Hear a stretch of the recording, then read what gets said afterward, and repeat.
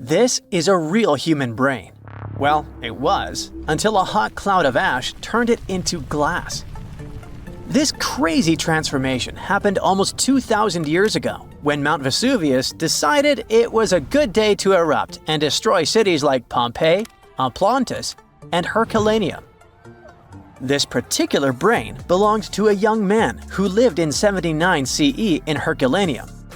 Not the most famous Roman town, but it was the first place that was discovered under Vesuvius's ashes way back in 1709.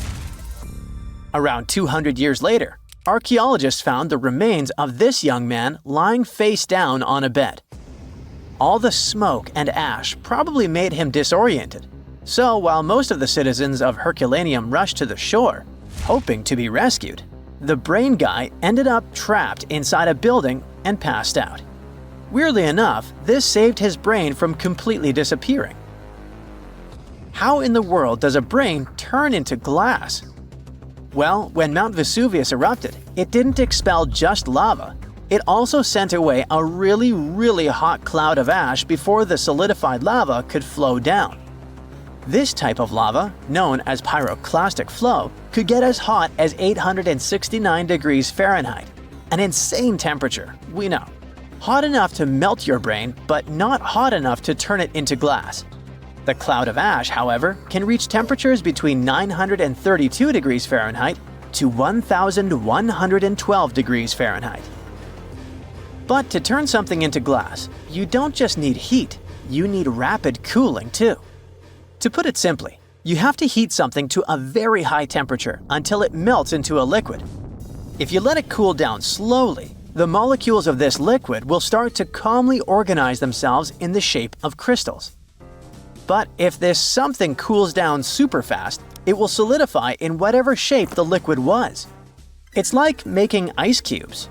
If you pour water into a tray and stick it in the freezer, it will turn into ice because it cools down quickly. But if you leave the water out at room temperature, it'll just evaporate. This means that the brain melted due to a really high temperature, but before it could crystallize, for example, or just boil away, it got really cold. The flow from the eruption was not hot enough for this to happen, but the cloud of ash that reached town before the pyroclastic flow was hot enough to start this process, and fast enough to leave just at the right time. To figure out the exact temperature needed for this brain-to-glass transformation, scientists used a technique called differential scanning calorimetry. This fancy name basically means that they heat up glass shards to see when they start to change shape. They discovered that the cloud of ash had to be exactly 950 degrees Fahrenheit hot for the brain cells to start melting. Now, remember how I said this guy was inside a building, but most of the citizens were outside? Well, those people were also exposed to this drastic change in temperature, but they didn't turn into glass because they were not being protected by the walls of a building. The protection provided by the skull surely helped our guy, but it was not enough. And since other people didn't have the same protection, their brains basically poofed. And before you ask, no other parts of his body turned into glass. You see, you need some liquid for the glass-making process to happen. The brain has a lot of water and fat, which makes it a prime candidate for the glassification process. Yes, I've just made that word up. Other organs might have contained liquid, but they weren't as protected as the brain, so they were destroyed by the heat. And bones? Well, bones don't have enough liquid, so they just remained the same. The ones that didn't char, anyway. When the brain turned into glass, it looked a lot like an obsidian stone, a type of volcanic glass formed by the cool lava of a volcano. Even the forensic archaeologist who discovered this glassified brain thought it was just a stone at first. He was studying the bones of our hero when he noticed something shining inside of his skull, right in the middle of all the volcanic ash that filled it. To his surprise, this thing was way more fragile than obsidian and smaller too, with some fragments being only a few millimeters large. He only figured this was part of that guy's brain after he took the glass to the lab. With the help of a microscope, he discovered that this was not a stone but an organic tissue, which is basically cells that form our organs. This organic tissue was made by protein, a molecule produced by living things like animals and plants. And this was not just any protein. This one was specific to the human brain because every organ is made of different types of protein.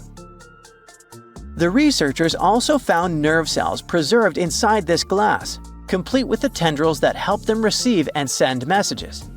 The microscope also showed what was left of myelin, a fatty substance that gives a speed boost to the messages traveling along the nerves. This isn't the first time scientists discovered preserved human brains.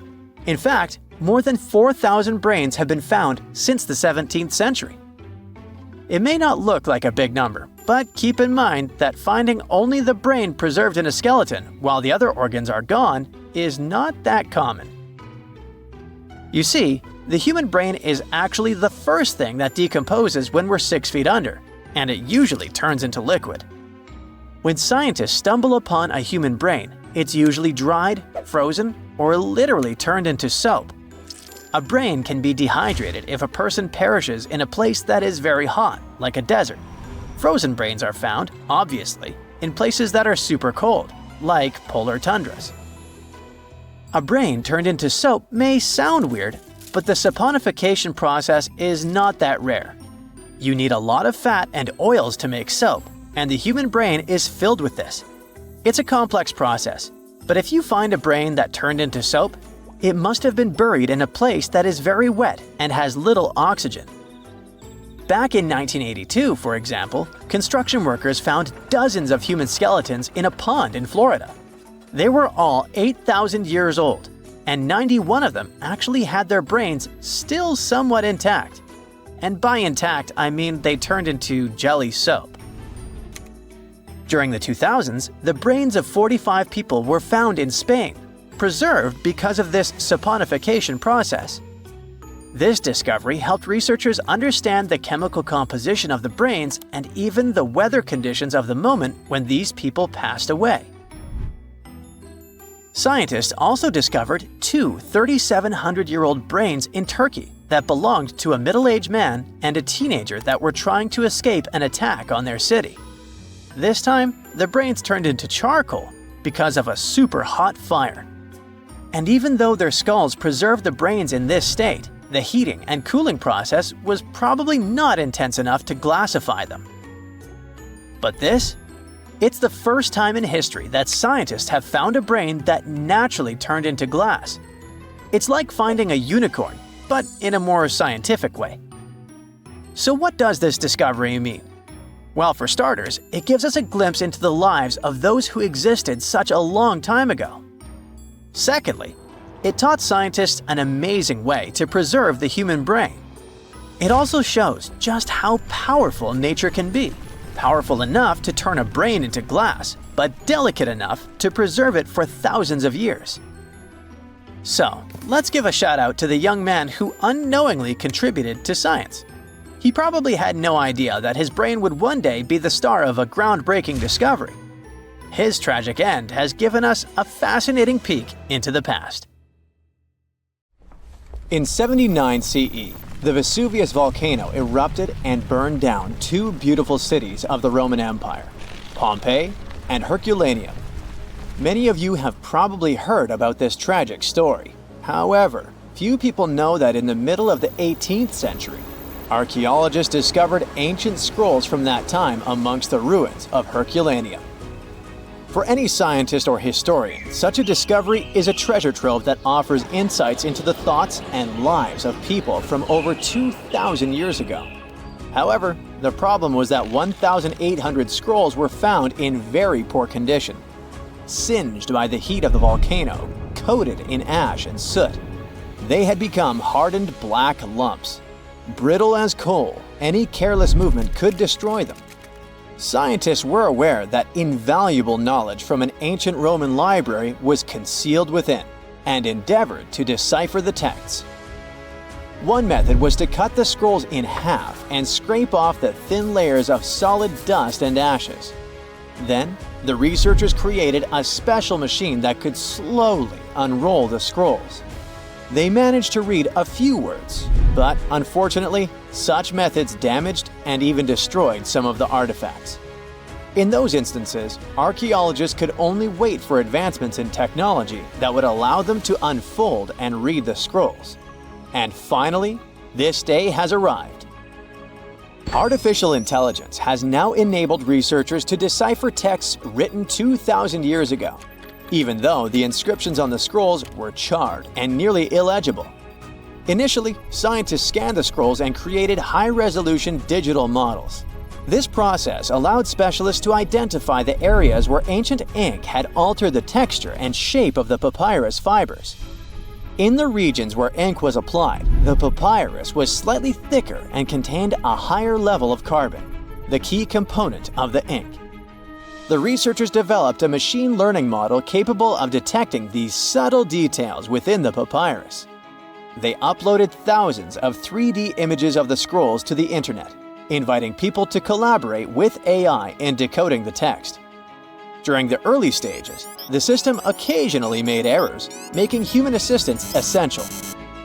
To incentivize participation, scientists and investors from Silicon Valley offered $1 million to anyone who could successfully decode the texts. This initiative significantly accelerated the process, resulting in the deciphering of several passages from the ancient works. Fragments of the first transcripts are like a blog about how to enjoy life. The author of the scroll, Philodemus, was a follower of the Greek philosopher Epicurus, who considered pleasure and luxury the highest goal in his life. So, Philodemus thought so too. We do not right away believe things that are scarce to be absolutely more pleasant than those which are abundant. It feels as if it was written by some modern influencer talking about a detox program or a diet. It seems that people who lived 2,000 years ago were almost the same as modern ones. Philodemus was apparently a wealthy man, because he lived in a villa that may have belonged to Julius Caesar's father-in-law. In his works, the author criticized the Stoics, who couldn't say anything about pleasure at all. Philodemus was such an ardent fan of Epicureanism that one of the scientists compared him to a guy who collected albums from only one band and nothing else.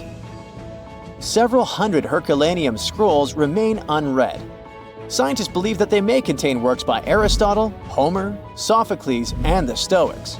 Fortunately, with modern AI technologies, the decryption process will go on much faster. But how did historians and linguists decipher ancient texts in the past centuries? It was actually a very difficult mental job.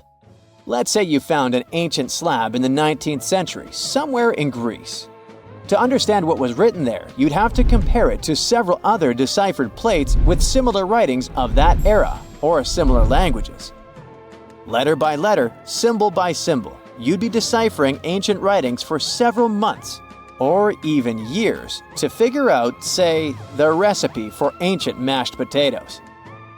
Fortunately, with the development of computer technology, those days are long gone. Now, all ancient scrolls can be scanned and uploaded to a database on a computer. You may not even have to decipher the text for a long time if the computer finds a match of characters in other ancient manuscripts. But even if you have a perfectly preserved piece of papyrus or an ancient book where all letters are visible, this doesn't mean that you and AI will be able to decipher it. One of the most famous encrypted texts is the Voynich manuscript. This work, which consists of 240 colorful pages, was acquired by Polish bookseller in 1912. He found that book intriguing because of astrological symbols, unknown plants, and unusual human figures drawn on its pages. And all this was accompanied by handwritten texts.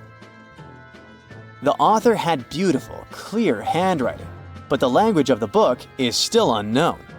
Someone wrote this art book around the beginning of the 15th century and divided it into 6 sections devoted to botany, astronomy, biology, cooking, medicine, and cosmology. Many scientists and linguists have tried to decipher the mysterious drawings with inscriptions, but no one has gotten reliable results. Even AI couldn't help this difficult task. Some believe that this book is dedicated to science, and others believe that it contains knowledge about witchcraft. Perhaps it's a mix of science and magic. According to one version, the manuscript is a medical textbook that copied information from other scientific works from the Middle Ages. Before the invention of the printing press, people copied books and rewrote them by hand without worrying about copyrights. It's possible that the author of the manuscript outlined all their knowledge about herbal medicines and the influence of astrology on health. People in the past believed that the state of the body and stars in the sky were connected. The coolest thing is that the book has been scanned. You can download it in high resolution and try to decrypt it yourself. Who knows?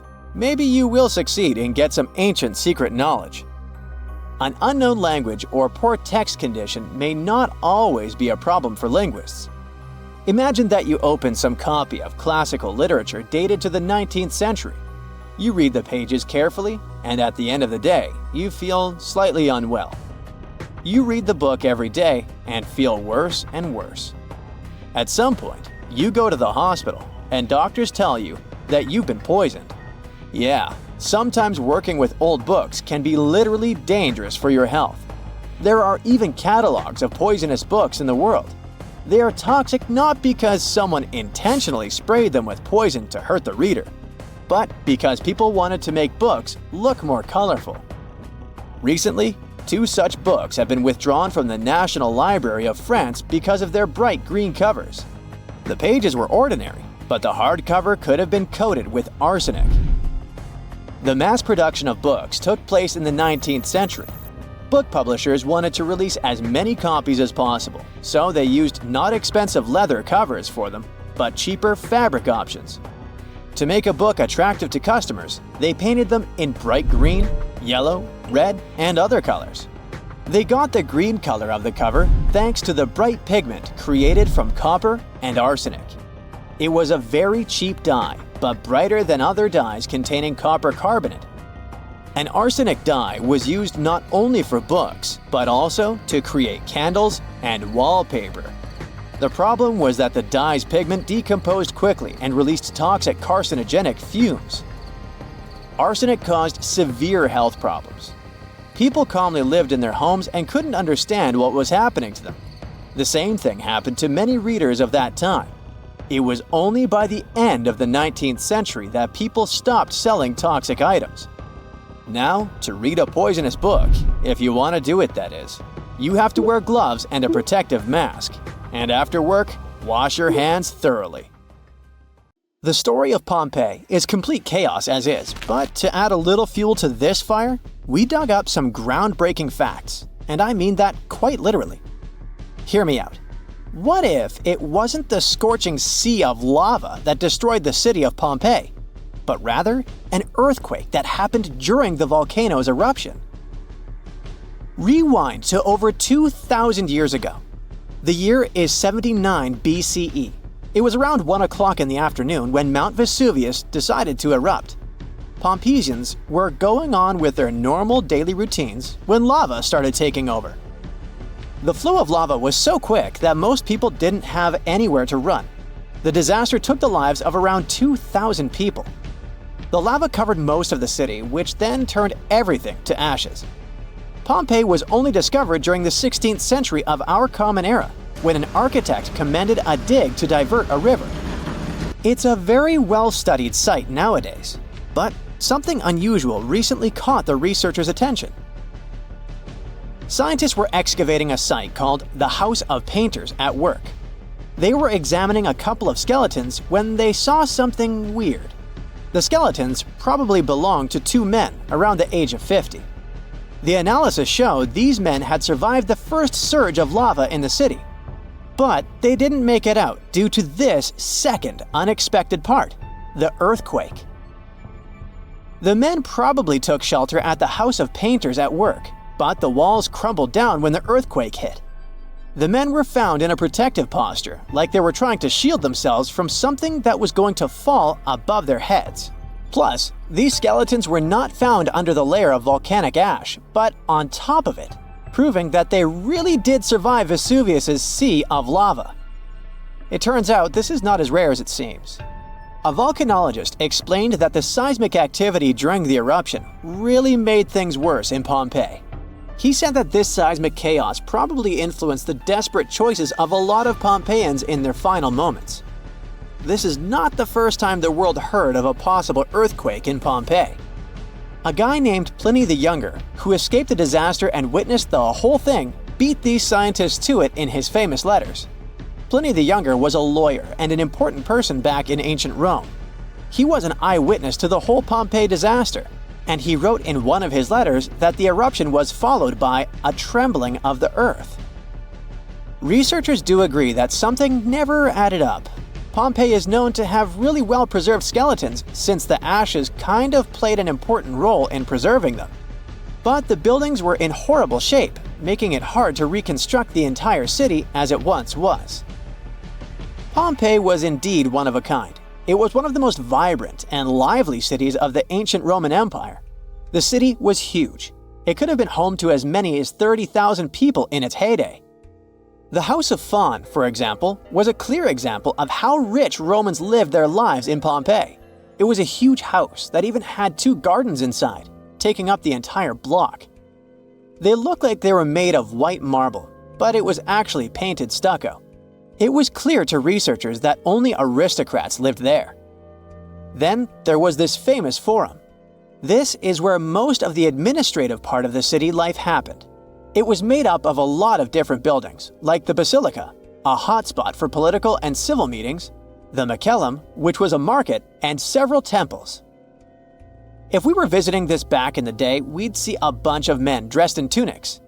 A few select ones would wear togas, those heavy white pieces of draped cloth that look like bed linen wrapped over the body. Togas were mainly used on special occasions since they were costly, hard to wash, and considered a traditional costume. Representatives running for office would use it during their campaign run so that commoners would identify them as candidates. One can't forget about the Villa of the Mysteries. Cool name, huh? It was called that way because of some mysterious frescoes found inside of it. Modern-day archaeologists still haven't figured out what the scenes painted are trying to depict. Probably some type of ritual or ceremony. By the way, a villa is simply a large suburban Roman-style house. It's not necessarily a super posh place where the rich and beautiful live. It's usually located on the outskirts of town, near the city's walls. The Villa of the Mysteries one, in particular, was found astoundingly well preserved in modern archaeological excavations. It even had a manufacturing area inside of it, like its own little industry. It was common for richer Romans to own big farmlands, like olive gardens, for example. So they would also build a processing station inside their villas to extract the oil and package the whole thing. The amphitheater was where some of the richer men paid to put on gladiator fights for the rest of the town. It was built around 70 BCE, and it was one of the oldest amphitheaters of the world. It was even older than the Colosseum in Rome. This huge building could fit around 20,000 spectators at once. The seating was arranged by social class, so you could easily spot who was a member of the nobility. And in case you're wondering why it was shaped like a weird egg, it's because that was the shape that allowed for an unobstructed view wherever you were in the crowd. As every other Roman city, Pompeii also had some famous baths. Since not every house had access to plumbing back in the day, most people didn't shower in their homes. That's why so many Romans would use public baths, usually at the end of the day, to clean themselves. But make no mistake, this wasn't just a place for bathing, it was a cultural hotspot. The baths were made up of many different rooms. The first one was like a locker room, where people would keep their clothes and personal belongings. This is where the upper and lower classes mingled together. Someone's class could easily be identified by their clothes and jewelry. The amount of gold and silver worn back in those days is nothing compared to what most people wear today. Usually, the rich folks would leave someone to take care of their belongings while they went and took their bath. Because yes, it could happen that stuff went missing while chilling and relaxing. The big focus on self-care nowadays was already a thing for ancient Romans. It was common that before taking a bath, olive oil was rubbed all over the skin. They would scrape off the dirty skin with a strigil. That may sound weird, but also extremely pleasing. The baths had rooms for massages. Some of them had reading rooms, and even courtyards for some healthy exercise. Oh, there was even a natatio, or swimming pool if you're not fluent in Latin. After all, it was the Romans that said, "A healthy body is a healthy mind." The bakeries. Bread was one of the main components of Pompeian diet, so much so that there were around 30 bakeries in the city. Bread was freshly made from scratch every day. In a special area of the shop, the corn or wheat was ground, and mules would circle around to keep the mills going. The funny thing about Pompeians is that they like to cover the exterior walls of buildings with paintings, much like graffiti nowadays. Their paintings, usually frescoes, used to depict what daily life was like in the city. Ancient Romans were very outdoorsy people, so coloring their walls seemed like a good option for them. A lot of houses had frescoes inside of them too, to make up for the lack of windows. The paintings gave the house owners the illusion of more space if the painting was of, let's say, a garden, for example. One of the largest apocalypses that humanity has experienced happened about 74,000 years ago on the territory of modern Indonesia. It was an eruption of a supervolcano on Mount Toba. It was also the biggest eruption on Earth over the last 2 million years. Even the tragedy of Pompeii, when the volcano Vesuvius destroyed the entire city, was not so large-scale. At the time of the Toba eruption, humanity was as close to extinction as ever. And the problem wasn't in the volcano itself, but in the consequences that came after. Some studies suggest that 3,000 to 10,000 people could survive the period after the eruption. During the disaster, Toba released millions of tons of volcanic ash and soot. This cloud spread across the sky, blocking the sun in India, Indonesia, and over the Indian Ocean.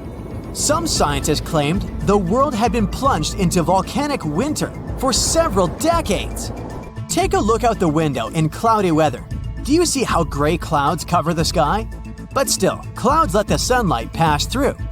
It was much worse during the Toba eruption since sulfur dioxide in the volcanic ash reflected sunlight. Dust and ashes didn't settle for a long time. Perhaps they flew all over the planet, destroying many living things.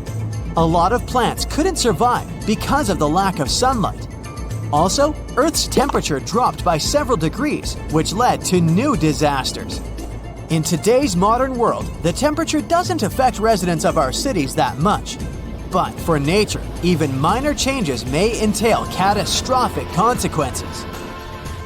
For example, plants and insects can live at the same temperature for thousands of years, but a sharp cold snap destroys them. This leads to the fact that almost all animals don't get enough food to feed their offspring.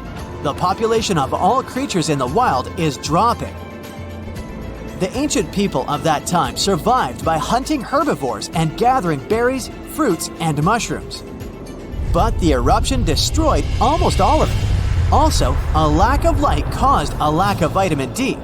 As a result, people were starving and they also were pretty depressed.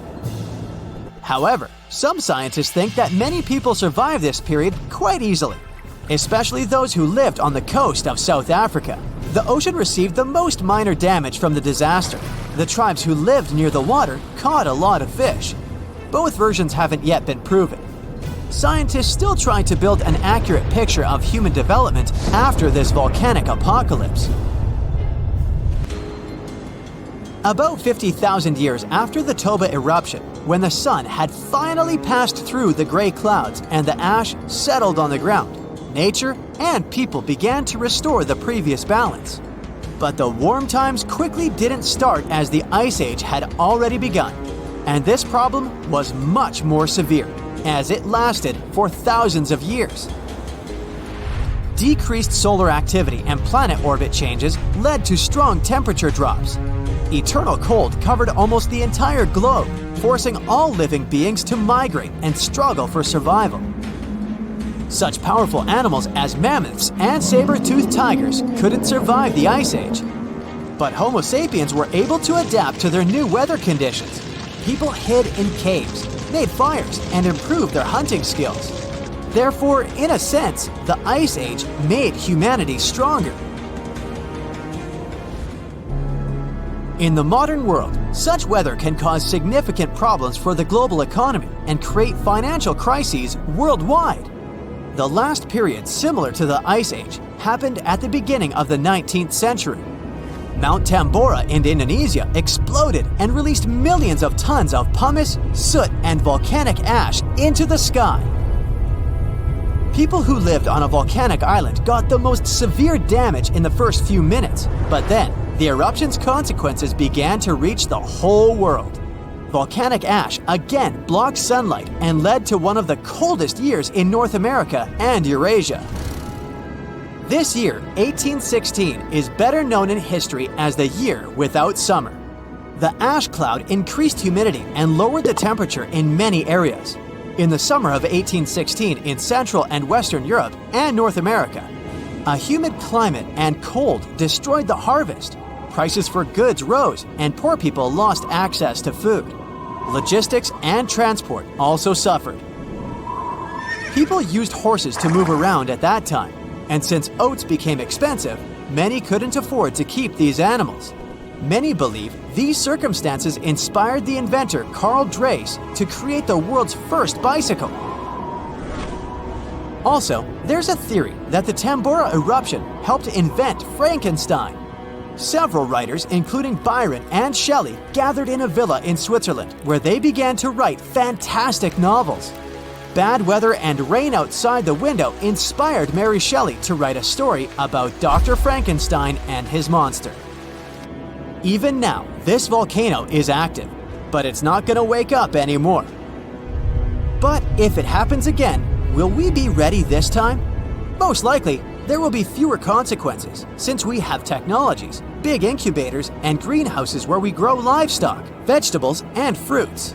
Of course, winter will provoke a crisis all year round, but we can easily survive it. In the 1930s, another disaster occurred, but this time it was caused not only by nature, but also by people. At that time, many countries were heavily dependent on crops. Vast territories were sown with them. People were engaged in excessive farming. Therefore, when a severe drought began, the soil was quickly depleted. The ground ran out of nutrients necessary for the growth of wheat and corn. This led to the fact that the top layer of soil was turned into tiny dust. Then, west-easterly winds hit such states as Colorado, Nebraska, Texas, and Oklahoma. They rose the dust into the air and formed thick clouds. This period is considered the most challenging time of the Great Depression. It's the Dust Bowl. It lasted 8 years and forced many people to leave their homes and move to other states. Dust storms got so strong that they blocked the sun in Washington, D.C. Whole cities were covered with rain from sand, which caused problems with breathing. Even the captains of ships sailing in the Atlantic Ocean reported polluted air. Powerful earthquakes, supervolcano eruptions, floods, fires, and hurricanes swept whole species of animals off the planet. But a human has always survived in the most challenging conditions, so don't worry about the next global catastrophe. People will handle it. We hope so. But what if some global catastrophe happens? For example, a huge meteorite falls or the atmosphere gets poisoned. In this case, it'd be best to find a remote island or fly to the moon. The main thing is to have the opportunity to return. After all, sooner or later, the apocalypse ends and Earth will be as good as new. Probably. Another option is to live in an underground bunker with large reserves of food and oxygen. About 8 billion people are living in the world. For humanity to prosper again after the apocalypse and restore its population, 1 to 500 people will be enough. There have been cases in world history when small tribes numbering a few hundred people have lived for centuries and even millennia. However, to do this, you'd have to leave megacities. Big towns only import food. They're heavily dependent on farm fields and crops. During some global catastrophe, no one would give food to the cities. Hunger would lead to complete chaos. To live well, people would need to escape from their towns and repeat the practice of those who lived in the early Neolithic period. It was about 12,000 years ago. just after the end of the last ice age. People at that time lived separately in small villages. The population of each of them was from a couple of hundred to 1,000 people. They lived independently, provided food, and made big families. In fact, it's not such a bad option after the apocalypse to grow vegetables on a small farm, eat healthy food, and enjoy nature. These ominous rumbling sounds, the ground shaking under your feet. Wait a minute, that's my tummy. Or it might be Washington State's Mount Adams waking up. It's the largest volcano in the state by both area and volume, and it's recently started to show signs of life after staying silent for thousands of years. Scientists have noticed an alarming uptick in seismic activity around the mountain. And since the last eruption here happened between 3,800 and 7,600 years ago, humanity was still in the Stone Age at that time. This sudden chattiness has scientists, let's say, curious. The U.S. Geological Survey has hurriedly installed temporary seismic stations around Mount Adams to keep an eye on the situation. At the same time, they reassure the public there's no need to panic.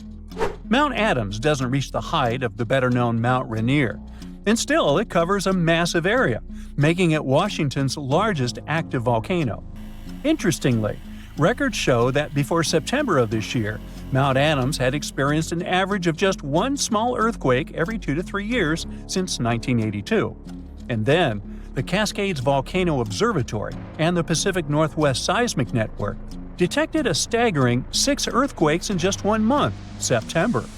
These quakes were all rather tiny, with magnitudes ranging between 0.9 and 2 on the Richter scale. It means they were so weak you wouldn't feel them at the surface. Plus, satellite imagery confirmed there was no ground deformation in the area. Now, at the moment, the USGS keeps Mount Adams' alert level at green or normal, so we shouldn't worry about the ground opening and swallowing towns and cities.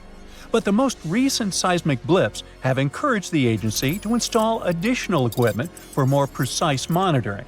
Such an expanded network will help scientists notice even the smallest earthquakes, which will help them understand what's happening under Mount Adams.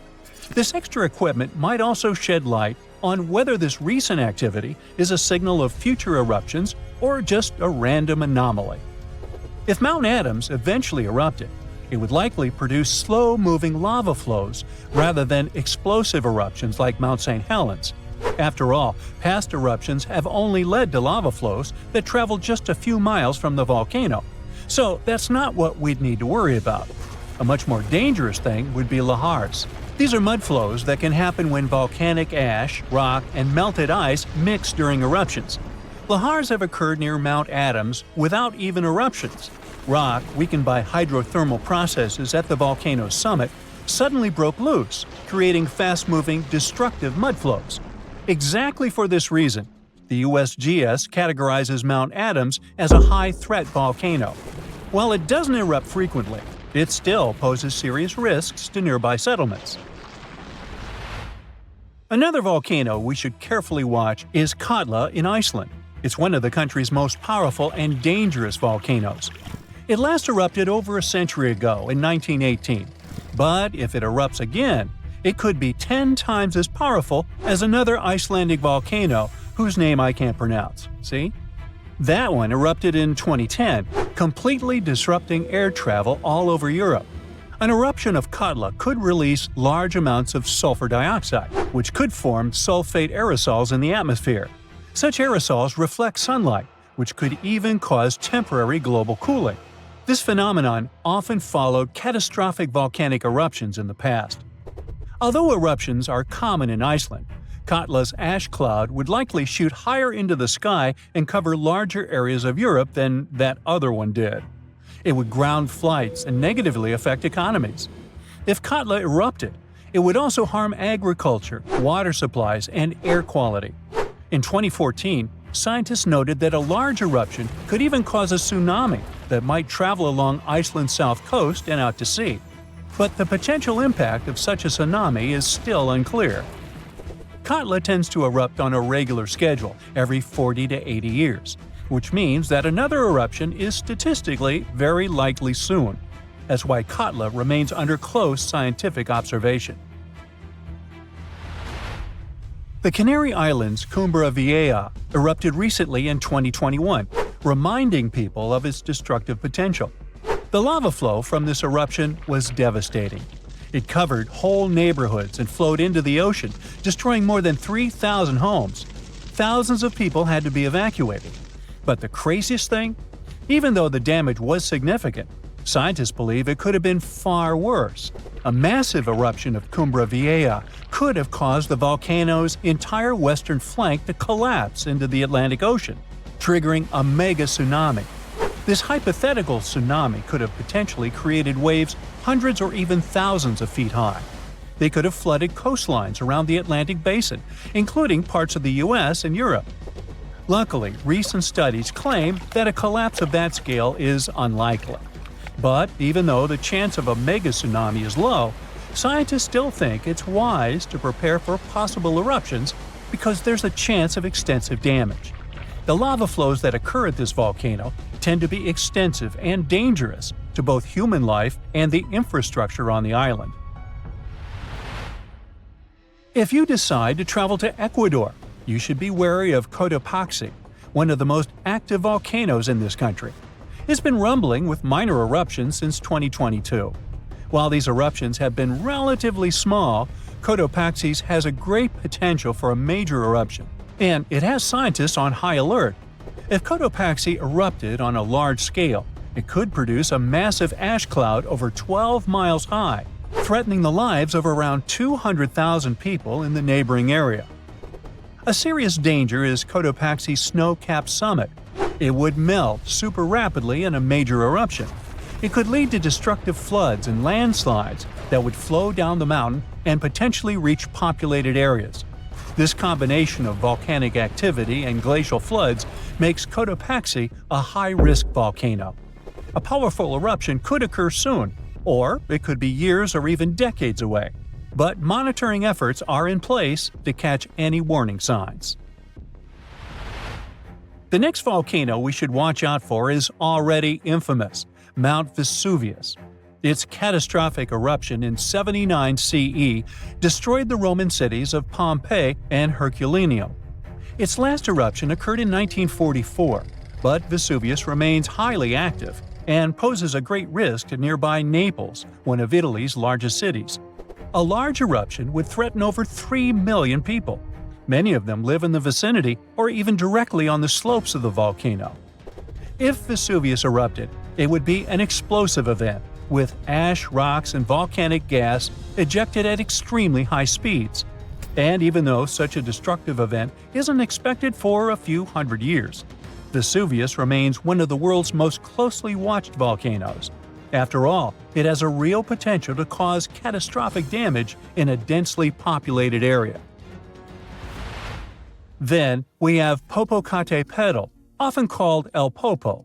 It's one of North America's tallest active volcanoes, which lies about 40 miles from Mexico City.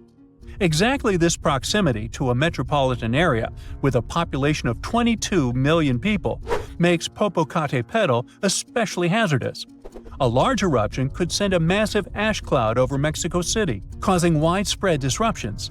Ash could clog the city's drainage systems, contaminate water supplies, and even cause power outages by short-circuiting electrical systems. Plus, lahars could rush down the volcano, reaching nearby towns. Popocatépetl has been showing near-constant seismic activity since the early 2000s, and smaller eruptions are pretty common here. In early 2024, there were 13 recorded minor eruptions, which alarmed nearby towns. At the same time, volcanologists consider such eruptions normal for Popocatépetl. While talking about super dangerous volcanoes, we can't skip Yellowstone National Park. It houses one of the world's largest supervolcanoes. Its last massive eruption occurred about 640,000 years ago. But if this monster were to erupt today, the impact would be much more devastating for the entire planet.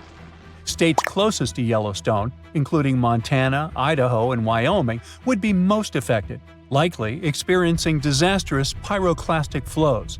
These flows, which are made of a dangerous mix of lava, ash, and gases, can obliterate everything in their path. Large parts of the country would also be blanketed in volcanic ash, over 3 feet in some areas.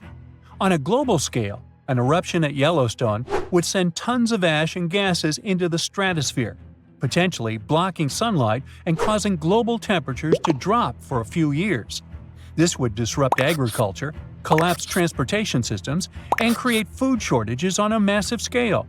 Still, even though there's a popular myth that Yellowstone is overdue for an eruption, geologists clarify that this isn't true.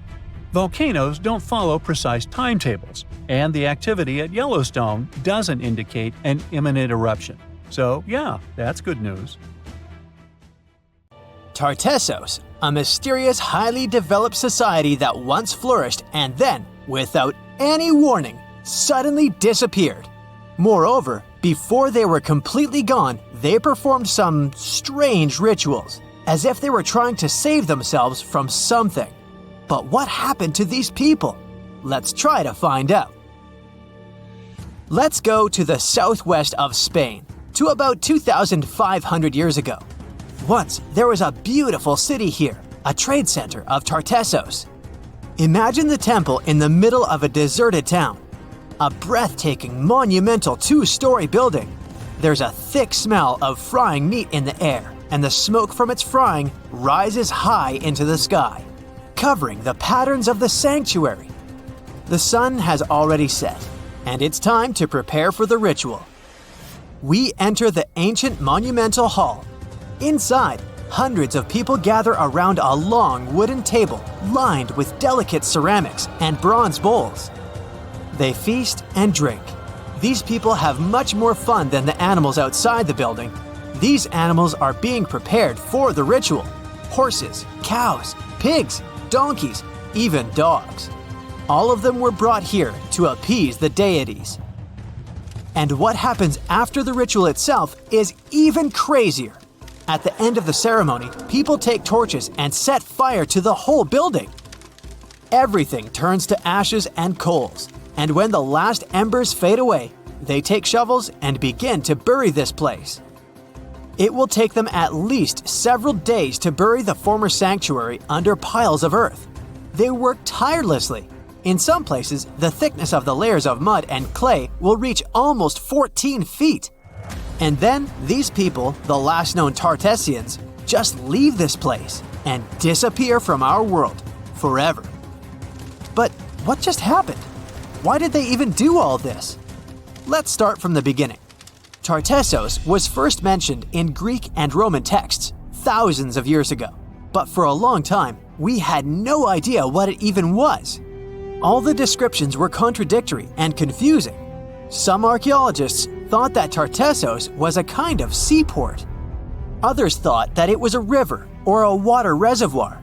They even said this place could be connected with the mystical Atlantis. But there was nothing to back it up with, so the scientific community quickly rejected this idea. But today, we know the truth. Tartessos was an ancient civilization. It's been located on the Iberian Peninsula, one of the southernmost islands of Europe. It flourished in the 9th to 5th centuries BC, and then, around 2,500 years ago, suddenly disappeared.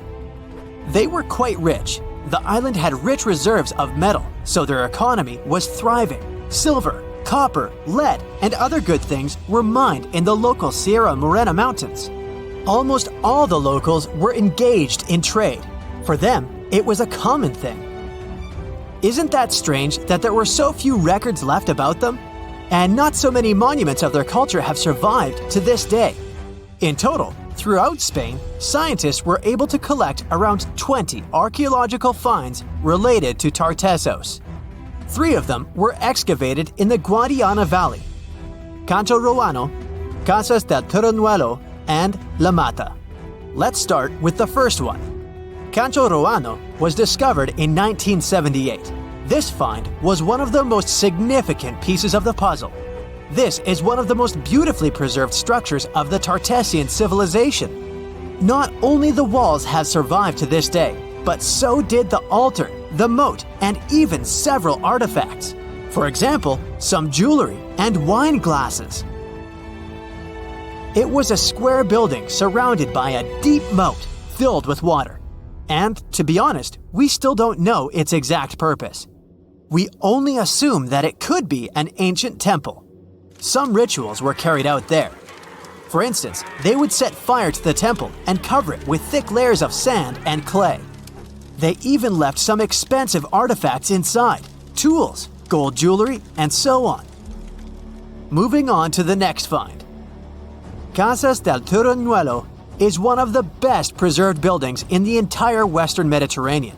We only discovered it a couple of years ago, back in 2015. And it hasn't been studied that well yet.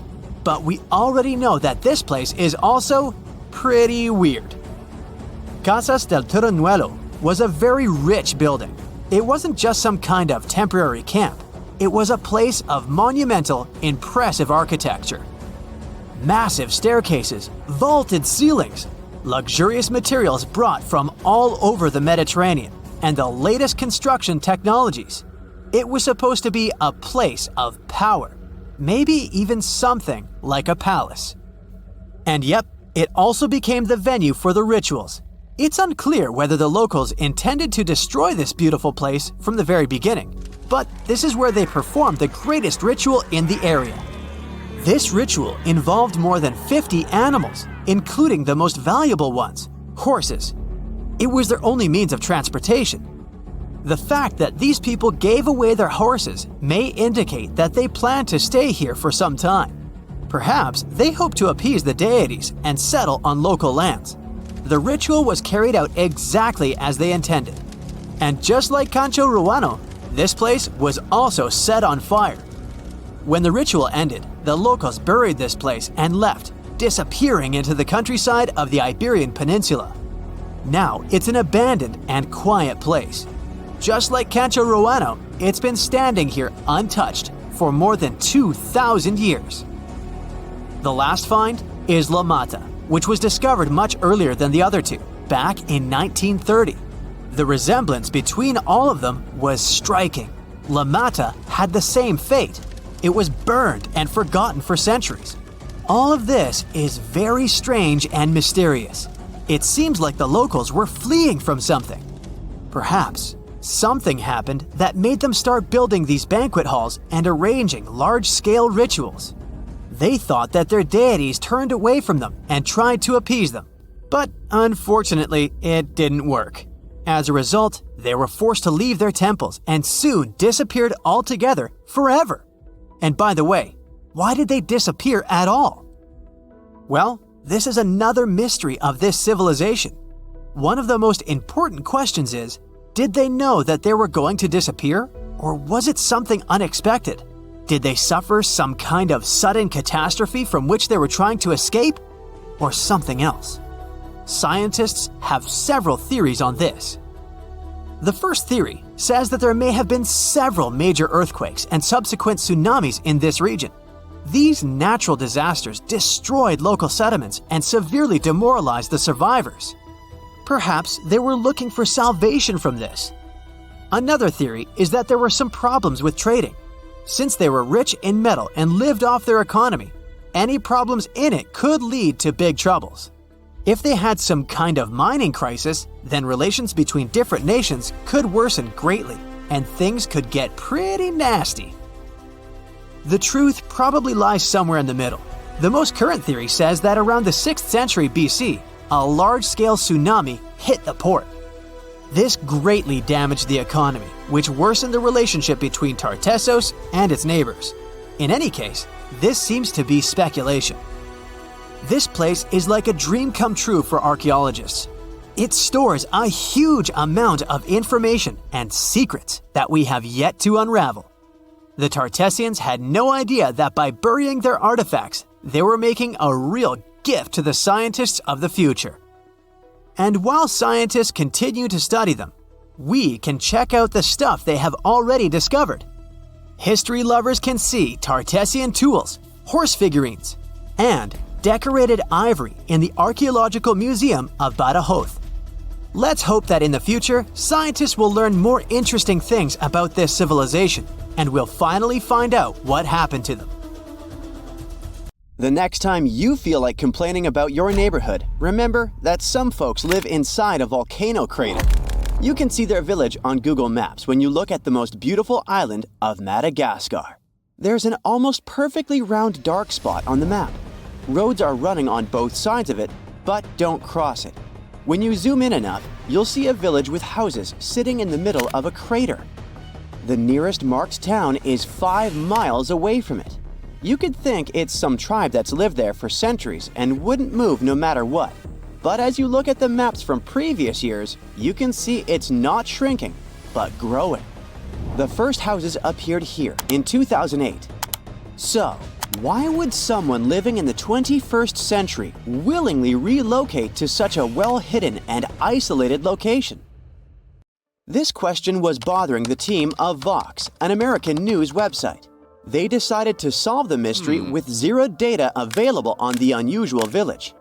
The first logical step was to find someone local and just ask them about what was going on behind the crater walls. It was tricky from the start, as some places marked on Google around the area turned out to be fake and inspired by manga. The real places didn't have any contact information. Then, they reached out to an organization that had some pictures on Instagram posted from the nearest town. They responded, but it didn't help at all as they had never been near the mountain in question. So, the journalists decided to try and reach out to experts in agriculture and biogeography work who might have connections in the region. It was obvious at that point that a simple Google search or a couple of messages wouldn't help. So, they decided to ask someone based in Madagascar to go and see the place. The mystery chasers got in touch with the head of a local video production company. She was surprised that someone would live in that area because of earthquakes, but agreed to get a crew and travel around 85 miles from the capital of Madagascar to the village. They set the expedition date for January, in the middle of the rainy season. The closer they got to the location, the worse the roads became. At some point, they had to change from the car to motorbikes and finally walk to their destination for an hour. A storm interrupted their plans.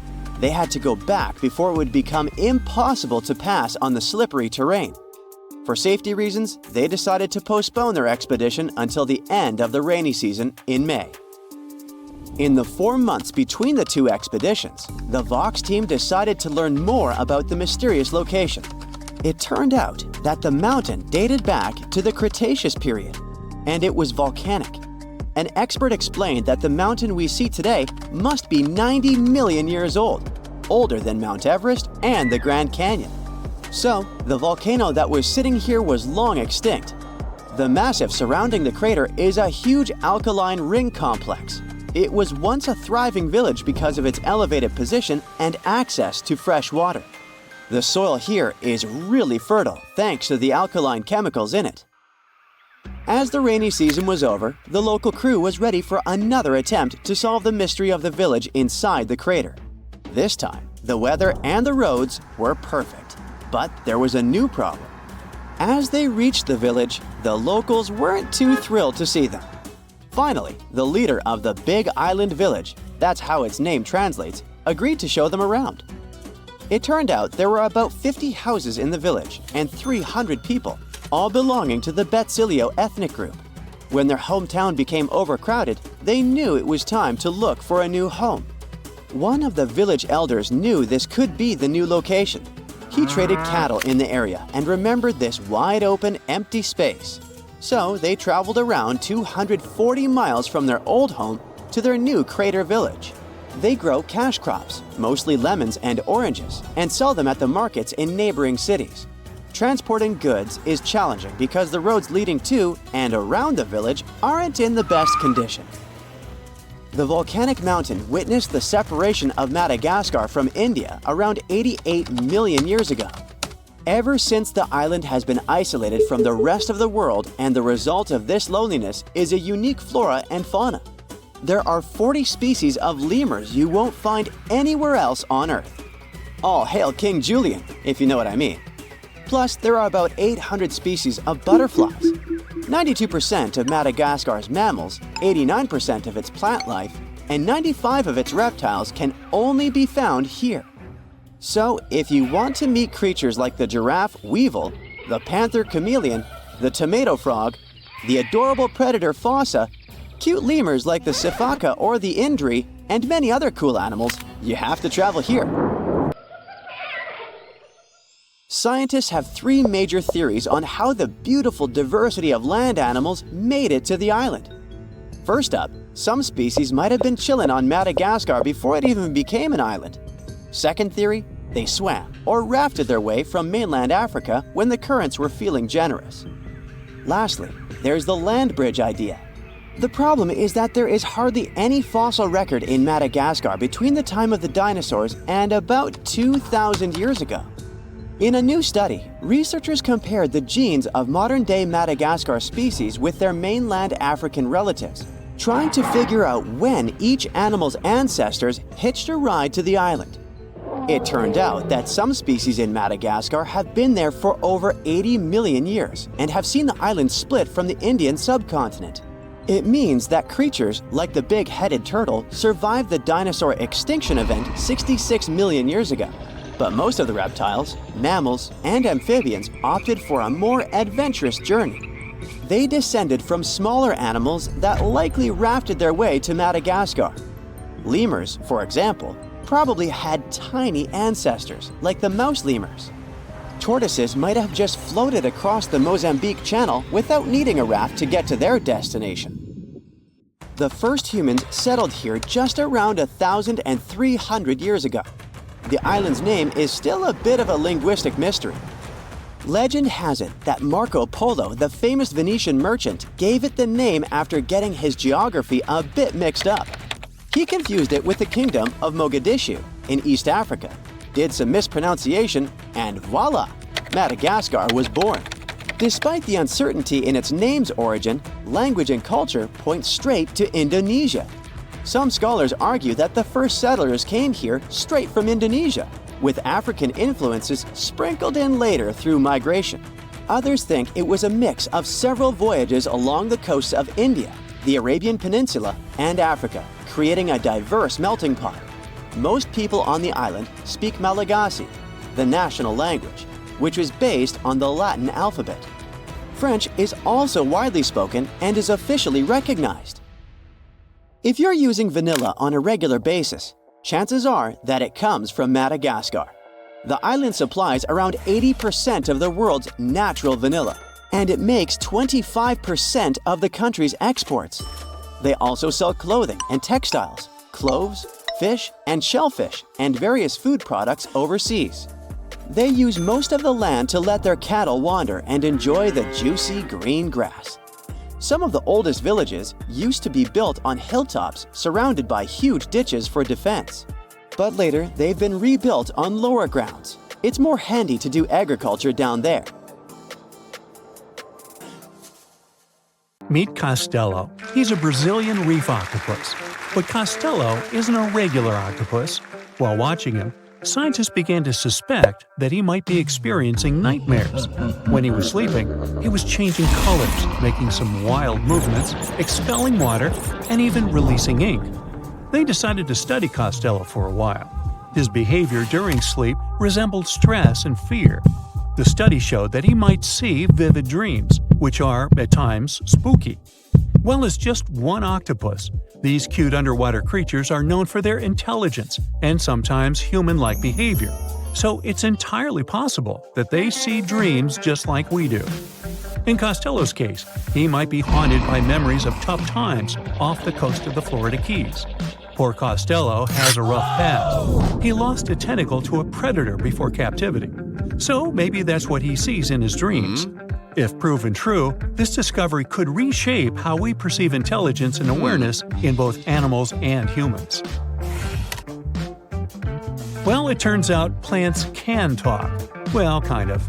Scientists found out that plants actually make ultrasonic clicks when they're stressed. Imagine tomatoes and tobacco plants in a jam. They're making sounds like popping bubble wrap, but way too high for us to hear. These are called ultrasonic signals, and they might be their way of indicating stress. That would mean that plants can communicate with each other, and stressed plants prefer to be drama queens and let everybody know about their troubles. They make around 30 to 50 pops and clicks per hour. Calm and healthy plants don't do nearly as much. And not only do plants talk, but even have their own language. They make different sounds depending on whether the plant is experiencing thirst or is bothered by a snipped stem or something else. Moreover, some of them are so dramatic that they start ringing alarms even before they show signs of dehydration, when they know they're getting close to it. Scientists aren't sure why they do that, though. They believe that it might involve cavitation, a term that means air bubbles dancing in the plant's plumbing. Plants that sing these symphonies include corn, wheat, grapes, and even cacti. That is quite a big discovery in agriculture. We could use it to check if our crops are thirsty and stuff like that. So now we'll be eavesdropping on plants and deciphering their secret language. Okay, time for some universal news. Recent studies are shaking up what we thought we knew about the universe's age. Our findings during the last decades showed that the universe must be around 13.7 billion years old. However, a new study shows that it might be almost twice as old, up to 26.7 billion years. Keep in mind that it's not proven, so for now, the official number stays the same. Scientists were using the time since the Big Bang and studying ancient stars to measure the universe's age. But some stars were playing hard to get, looking older than the universe itself. For example, the ancient star Methuselah, which is estimated to be around 14 billion years old, which would be older than our universe. Also, the James Webb Space Telescope caught galaxies looking super mature just a few hundred million years after the Big Bang. All this poses some hard puzzles for astronomers. But this new hypothesis combines the expanding universe theory with something called the tired light theory. It suggests that light loses energy as it zips across cosmic distances. Combine this with the expanding universe theory, and bam! As the universe expands, the light loses energy, so we simply can't see all the super ancient stars that are very far away from us, which is why we could make a mistake in calculating our universe's age. The new model also pushes back when galaxies started forming. It suggests that those early galaxies spotted by the Webb telescope took way longer to form than we originally thought. This study is a serious shakeup in the scientific community. If we made such a huge mistake in calculations, we'd have to rethink the very fundamental astrophysics principles. That would be a giant leap, and we'd have to make a huge makeover of almost everything. Which is why we need to be very cautious about it. So while scientists test this new theory, we just have to wait for the results. Now, these aren't the only space news. The new AI technology is already being actively used for scientific research. This time, AI is helping us to look for signs of extraterrestrial life. Researchers in SETI created machine learning algorithms that would help us sift through the cosmic noise faster and more efficiently. When you point a radio telescope at the stars, it's like turning into a celestial radio station that's full of different signals. We catch everything from pulsars to radio galaxies and earthly interference. Obviously, it would be pretty hard to identify a potential signal from extraterrestrials in all this mess. For over 60 years, scientists had to do all this manually. It was a daunting task to scan the skies and explore countless stars and radio frequencies. But now, AI came to help.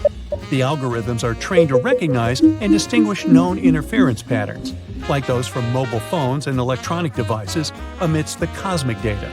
They spot anything deviating from known patterns, the potential needle in the haystack. And we've already had some breakthroughs here. The astronomers caught 8 signals that didn't fit known patterns. While not confirmed as extraterrestrial life, they show that there's a great potential for future research. Going back to animals, this time we're visiting prehistoric Earth. Imagine turtles so massive they make today's turtles look like tiny toys. Recently, scientists stumbled upon the fossilized remains of one of these giants. It's a sea-dwelling titan that cruised the European waters about 80 to 70 million years ago. The discovery was accidental. A hiker in northern Spain stumbled upon fragments of this creature near the Pyrenees Mountains. This turtle was roughly the size of a rhino, around 30 feet in length. Just to give you an idea, this creature would be about the size of an average car. It shows that extreme sizes were more common before an extinction event. The turtles we know now, of smaller, still substantial sizes, dominated afterward. But the ancient oceans were filled with giant turtles munching on mollusks and jellyfish. This discovery also challenges the idea that gigantic turtles were exclusive to North America. The existence of this turtle proves that these colossal reptiles were hanging out in European waters too. So this might be just the tip of an iceberg, and you'll want to steer around that one too. And finally, NASA's James Webb Space Telescope has made a great discovery. It detected a crucial carbon compound in space. It's called methylcation, and this tiny molecule, even if it might seem insignificant, could help us unlock the secrets of interstellar organic chemistry. Carbon is incredibly important. Carbon molecules are building blocks that construct everything from stars to planets to, well, us. It's the key ingredient for life, and scientists are eager to understand how it shaped our existence on Earth, and if it could do the same elsewhere in the universe. And methylcation plays a very important role in the creation of complex carbon-based molecules. That's why it's very cool that we discovered methylcation, even if it's very far away. NASA scientists found it in a young star system. This system is chilling about 1,350 light-years away from us, in the Orion Nebula. The star in this system, which is smaller and a bit weaker than our Sun, is bombarded by intense ultraviolet light from nearby hot, young, massive stars. You'd think such strong UV radiation would destroy complex organic molecules. But the research team believes that it might actually kickstart the formation of these carbon compounds. Maybe stronger stars and their insane radiation levels actually work as energy sources for life. They set off a chemical chain reaction, which results in complex carbon stuff like plants and animals. Seems like we found yet another puzzle piece.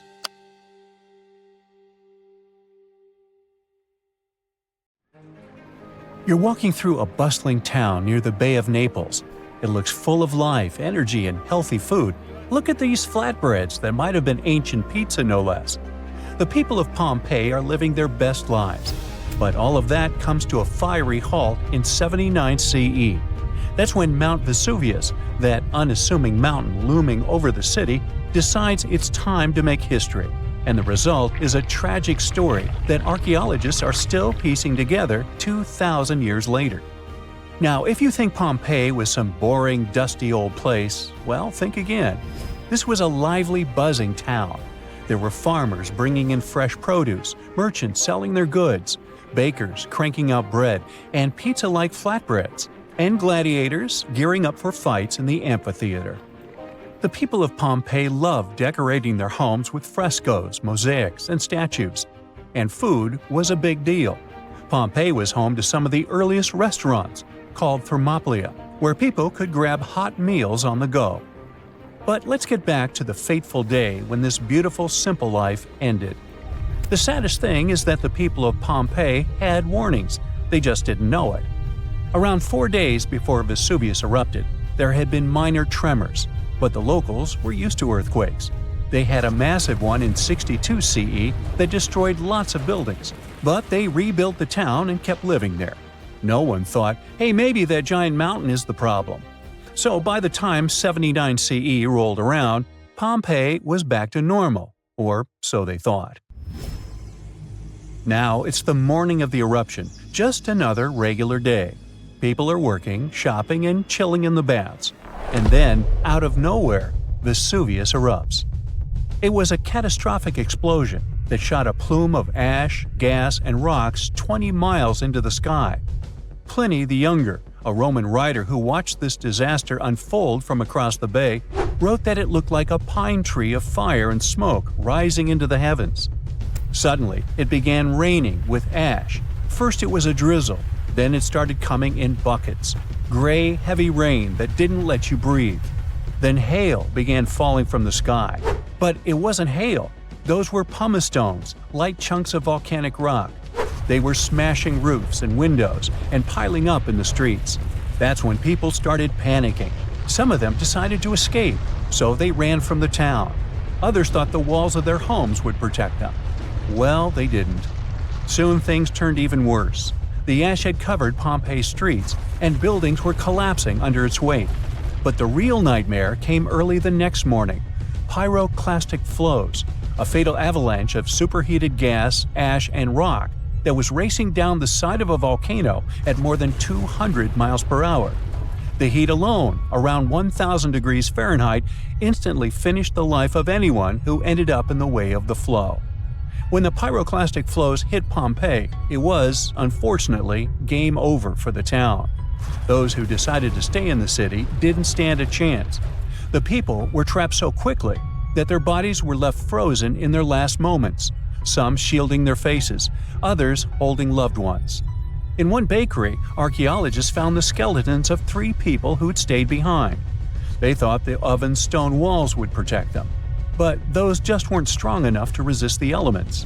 When the eruption finished, Pompeii was covered with 20 feet of volcanic debris. What archaeologists eventually found when they uncovered the town was both mesmerizing and terrifying at the same time. Because Pompeii was buried so suddenly, everything remained preserved: homes, streets, art, food, and even people. These days, scientists are rethinking what we know about the victims of the Pompeii disaster, thanks to new DNA evidence. Apparently, a lot of our assumptions about who these people were might be way off. A recent study by researchers from the US and Italy has shaken things up. They found that some of the victims, who they assumed were family members, weren't related at all. On top of that, the gender of some individuals was misidentified. The researchers believe that older interpretations were influenced by modern ideas about gender and relationships, which might have clouded the actual history. One of the study's co-authors from the University of Florence pointed out that conclusions based on limited evidence often reflect the biases of the time. Back then, researchers had to rely on the physical appearance of casts to make their guesses. Now, with DNA evidence, the story looks very different. Let's look at the case of the so-called family found in the House of the Golden Bracelet, which was discovered in 1974 on a Pompeii hillside. This group of 4 victims was named after an elaborate piece of jewelry was found on one of them. Based on the cast, one of the figures, who was holding a child, was assumed to be a mother. But the DNA results revealed this person was, in fact, a man. Even more surprising, none of the individuals were related, as scientists thought previously. Not surprising, given the extreme confusion and terror the people experienced as they desperately took shelter anywhere they could. Another interesting finding involves a pair of victims once thought to be sisters or a mother and daughter. DNA evidence now suggests that one of them was biologically male. Altogether, the researchers have analyzed the remains of 14 individuals for this study, and this is just a small portion of more than 1,000 victims of Mount Vesuvius' eruption that have been found so far. Archaeologists in Pompeii have also made one more discovery. Look at this figure. Initially, everyone believed that this man had been crushed by a massive boulder, a stone block that might have been part of a door frame during the eruption. His skull, with its mouth open as if in a final gasp, was found near his body. He was probably trying to escape all the chaos when it happened. But new evidence suggests that wasn't the case. His demise was likely the result of asphyxiation from a pyroclastic flow. For a long time, people thought Vesuvius erupted on August 24th.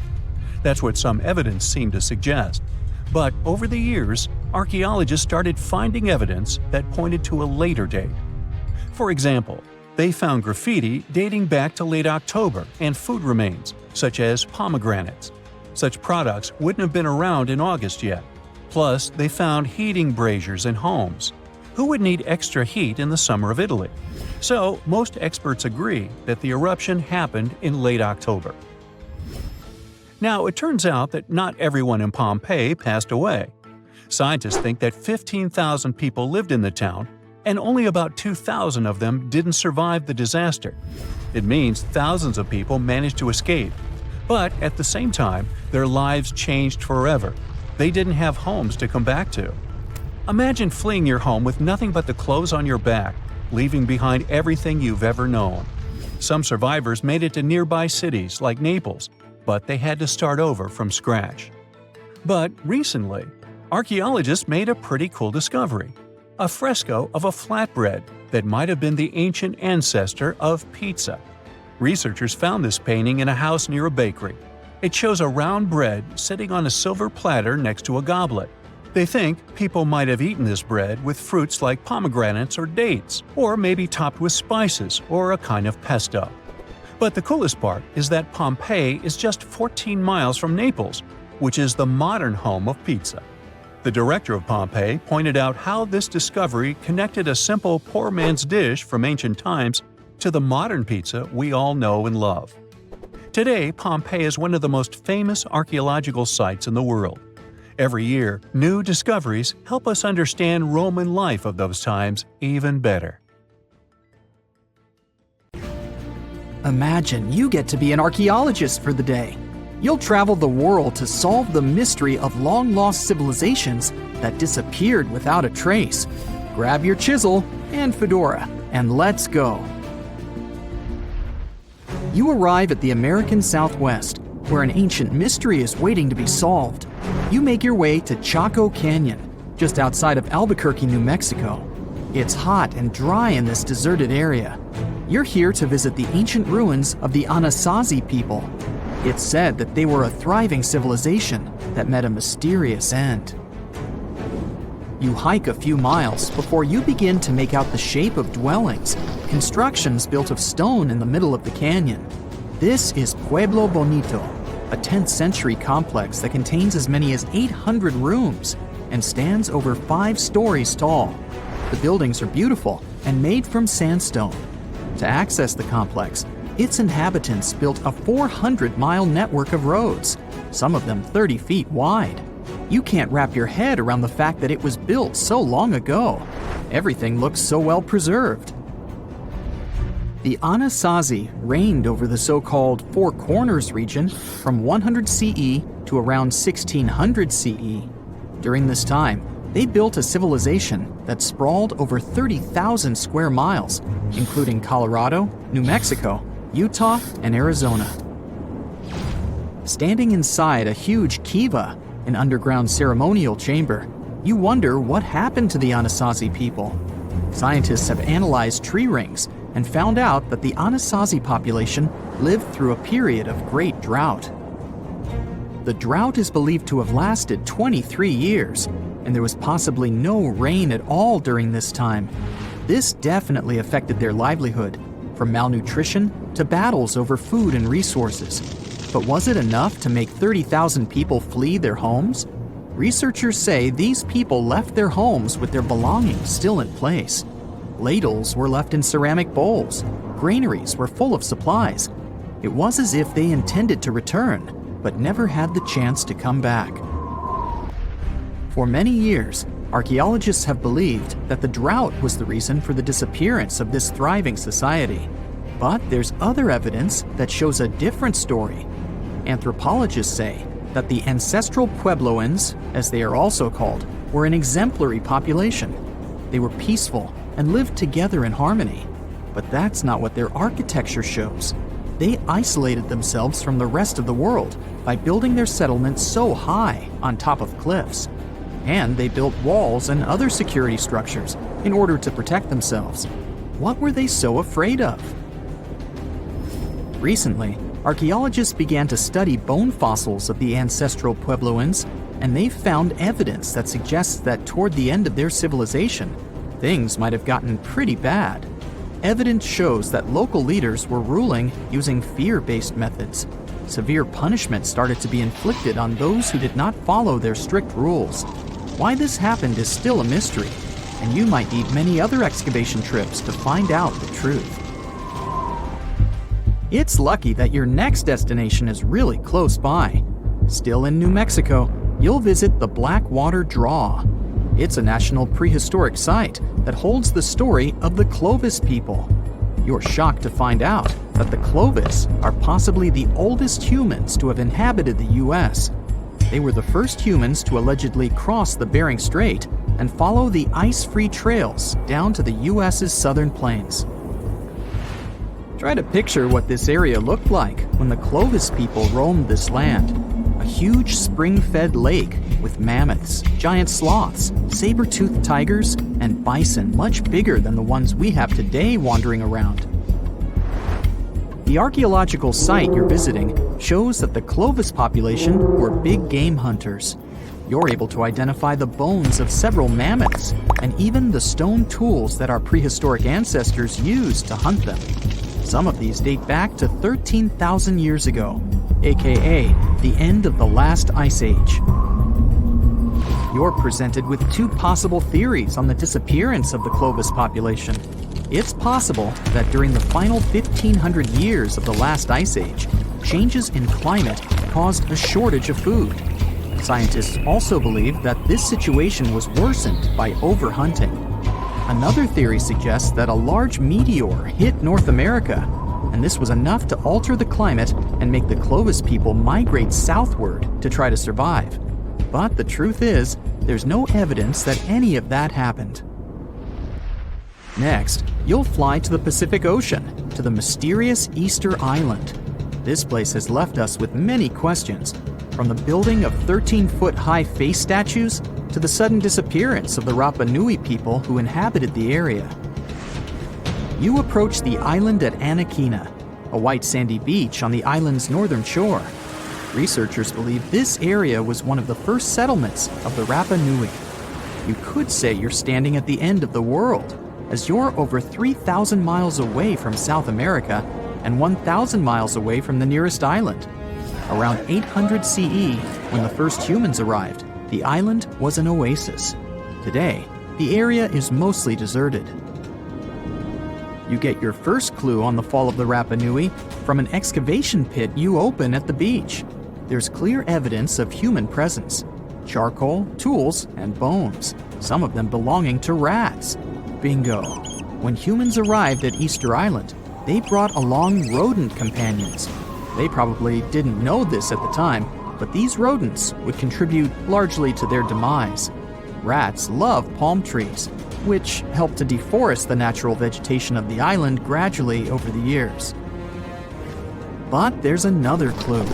Looking into genetic data, you discover that South Americans came into contact with the Rapa Nui around 1722. What might have happened to this population is the same that happened to other more isolated groups. The contact with foreign groups brought about diseases that possibly led to the end of the Rapa Nui. To finish off your trip, you're headed to Cambodia. The country was once home to the great Khmer Empire from the 9th century CE to the 15th century CE. The ruins of this place are magnificent. Your main excavation site is the Plains of Angkor, built alongside the Mekong River.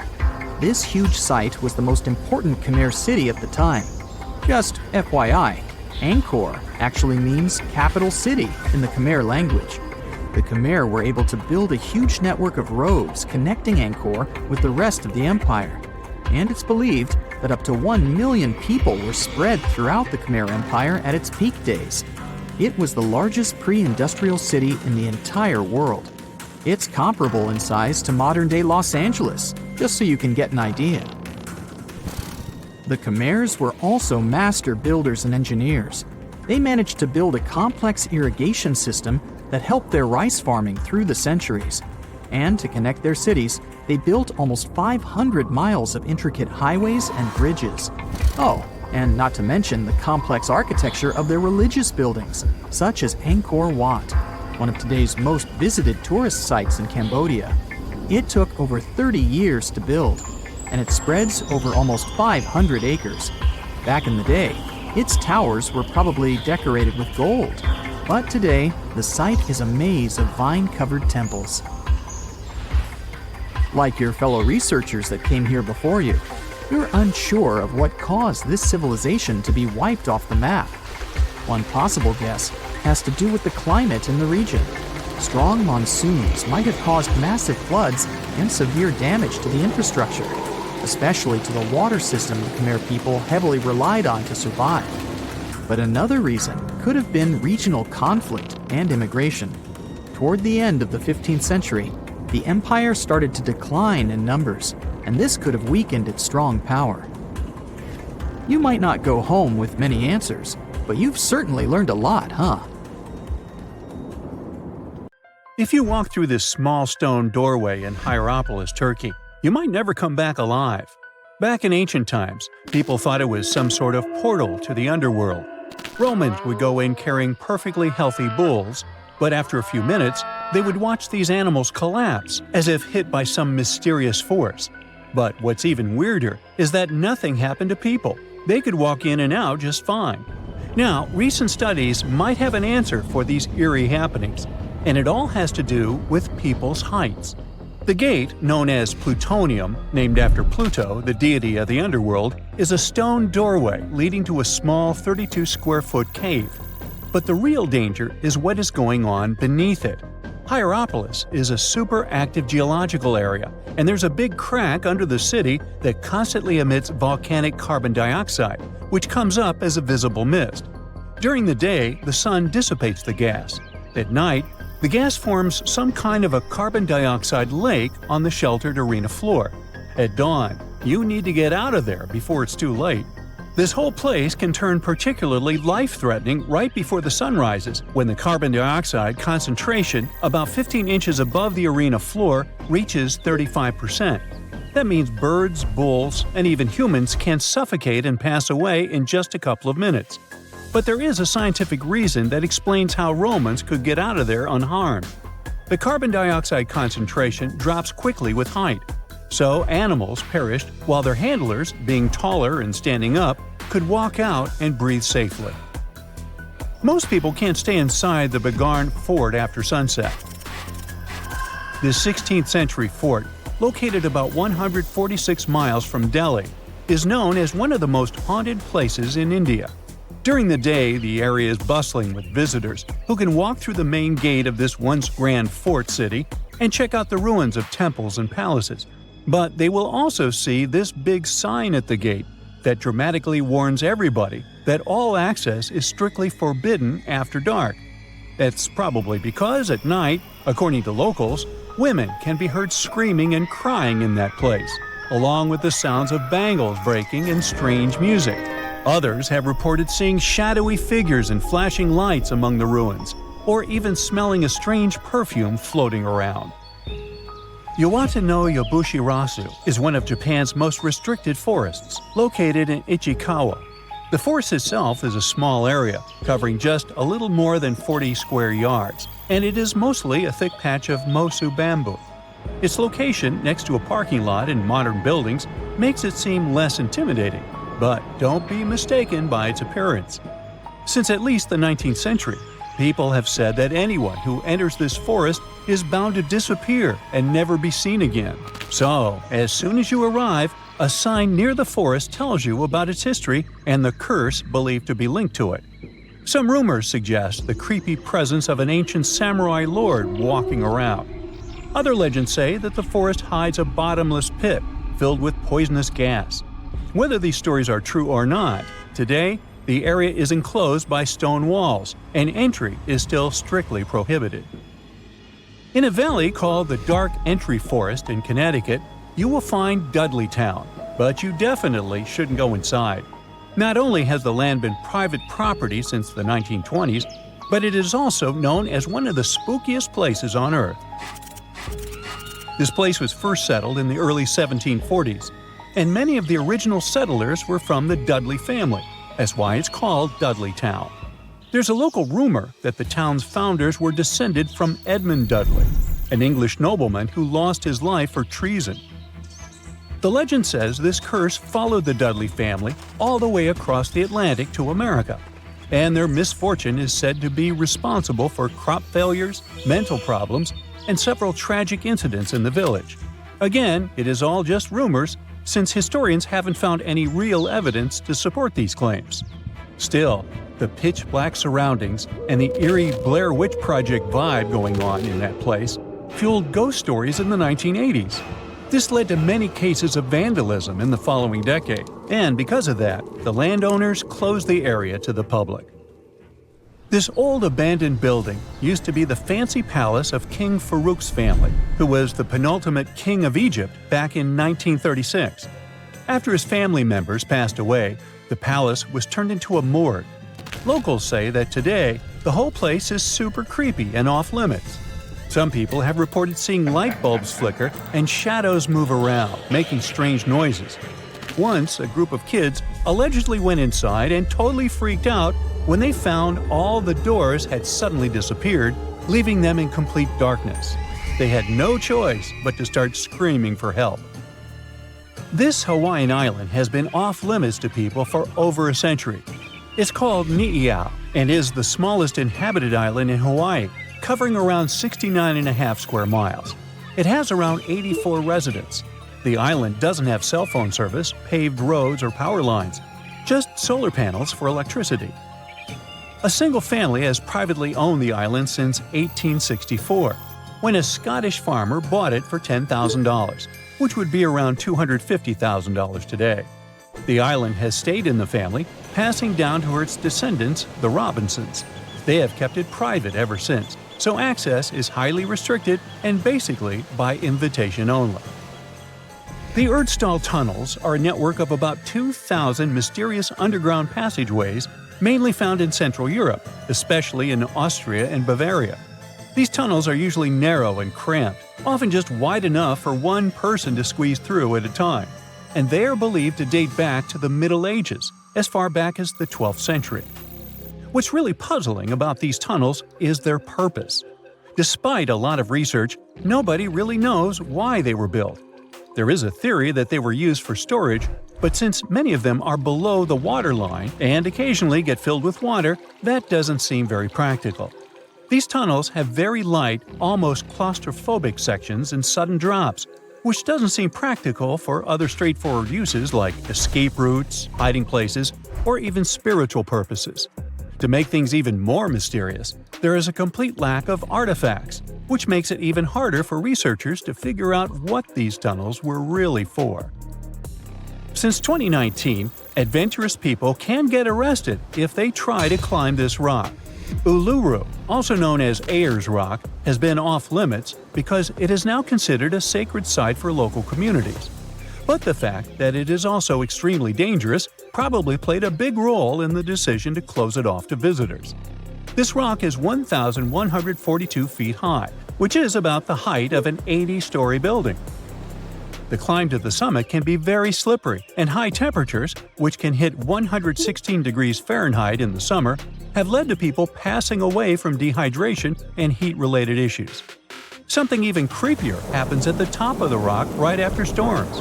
When it rains, small tadpole-like crustaceans called shield shrimp hatch in temporary water holes and rock pools on top of Uluru. These extraterrestrial-looking creatures are about 3 inches long, and they spread their super-resilient eggs everywhere. When enough summer rain comes, they hatch and go wild, feeding on microorganisms and bacteria in the water. How these strange creatures end up in the fleeting pools on top of Uluru is still unclear, but the most likely explanation is that their eggs might travel there with the wind. At some point in its long and very interesting history, our dear planet Earth was sort of snoozing, just doing its planetary thing, spinning around the sun. And then, bam! Life starts getting fancy. Plants and animals start strutting their stuff, showing off their complexity. Fast forward a bit, about 65 million years ago to be exact, and a cosmic disaster strikes. Or at least that's what we presume. An asteroid probably smashed into Earth, wiping out the dinosaurs and other big animals. We can't pinpoint specifics about the asteroid, but we do know that it was extremely large and it crashed into our precious planet, creating a dusty mess that settled everywhere. You can still find remnants of that dust layer in sedimentary rocks today. If you dig beneath it, you'll uncover a whole bunch of fossils. These prehistoric creatures were living it up before the asteroid crashed the party. Think of it as the planet going on a cleaning spree, leaving a bunch of empty spaces waiting to be filled. And guess who took the opportunity? Mammals! These furry little critters were the ones to rise to fame. But why is it that this disaster became such a great opportunity for mammals? It's pretty simple, actually. With no big bullies around, they grew, multiplied, and had a population expanse. All kinds of mammals joined to fill in the blanks. Primates, rodents, basically, the whole furry gang. We're talking about placental mammals, marsupials, and even egg-laying mammals, adding some serious variety to the mix. We like to think of primates as our closest relatives here on Earth. What's their story? Well, around 63 million years ago, just a couple of million years after the dinosaurs' final dance, the primates decided it was time for a family reunion. They split into two groups, the dry-nosed primates, who became the cool monkeys and apes we know today, and the wet-nosed primates, who went off to become lemurs and aye-ayes, hey-hays. The fun didn't stop there. About 58 million years ago, the dry-nosed primates began their own little mission. One special guest called the tarsier, arrived on the scene, featuring big eyes that were perfect for late-night shenanigans. This tarsier took a different path from its primate relatives, embracing its unique niche and evolving separately. To this day, the tarsier is the only primate that feeds exclusively on meat. These little guys have a taste for insects, small birds, rodents, and even lizards. But that's not all that makes them unique. Their eyes are twice the size of their brains. Also, their heads can do a full 180-degree spin, just like an owl.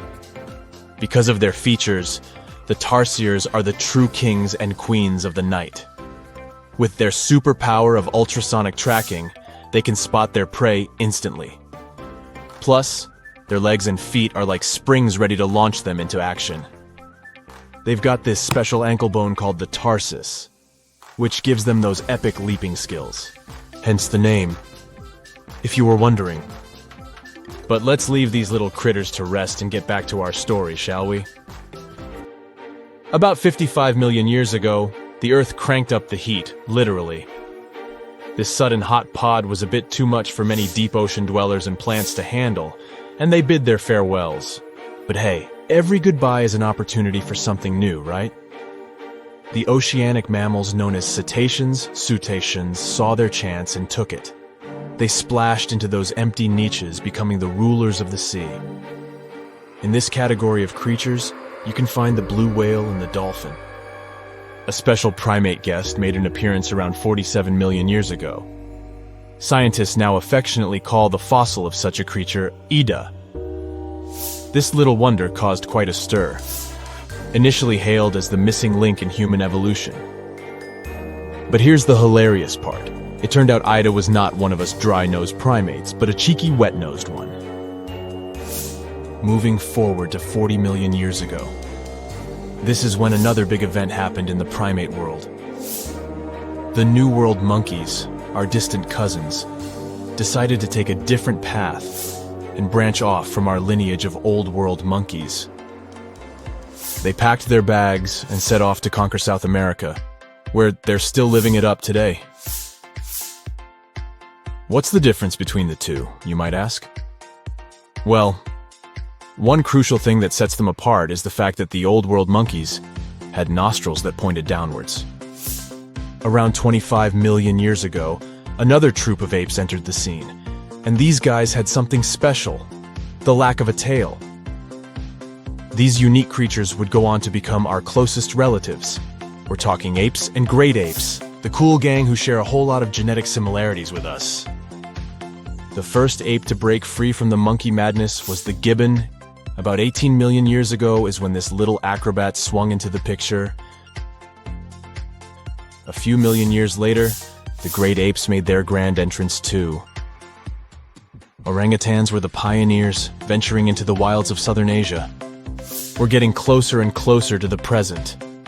It was 7 million years ago when the great apes took a major fork in the evolutionary road.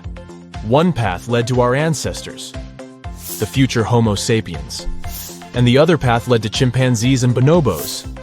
These two primate branches remained united for a few million years before finally going their separate ways. 5.6 million years ago, a game-changing ape called Ardipithecus made its way into our evolutionary history. It had a special talent, bipedalism. That's right, this was one of the first apes to walk on 2 feet, probably making its primate buddies raise an eyebrow or two. The real showstoppers, however, arrived around 4 million years ago, the Australopithecus crew. These were the earliest members of the Hominina hominina subtribe, our tribe. What made them so special? Well, probably the fact that they brought some serious tools to the game. Stone tools, to be precise. It seems that at some point in their evolution, these clever primates started using stones to make their lives easier.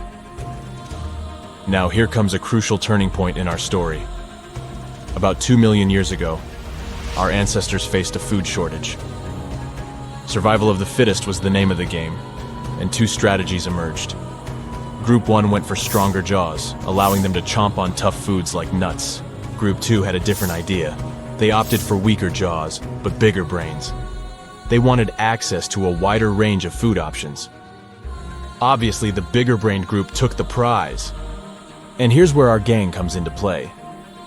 Around 2.5 million years ago, a type of primate also known as handyman made its mark on history. These clever beings had larger brains and knew how to put those neurons to good use. About 1.9 million years ago, a new star emerged, Homo erectus. These creatures not only walked upright, but also had brains that were almost twice the size of the handyman's. They took the world by surprise, becoming the first of our direct ancestors to venture out of the African continent. They even knew how to tame fire. Approximately 700,000 years ago, the world witnessed a culinary revolution. The earliest evidence of cooking appeared. And around 500,000 years ago, our ancestors decided it was time to become a bit more fashionable, donning the first evidence of clothing. Our very own species came to be just 300,000 years ago. Told you we were late to the party.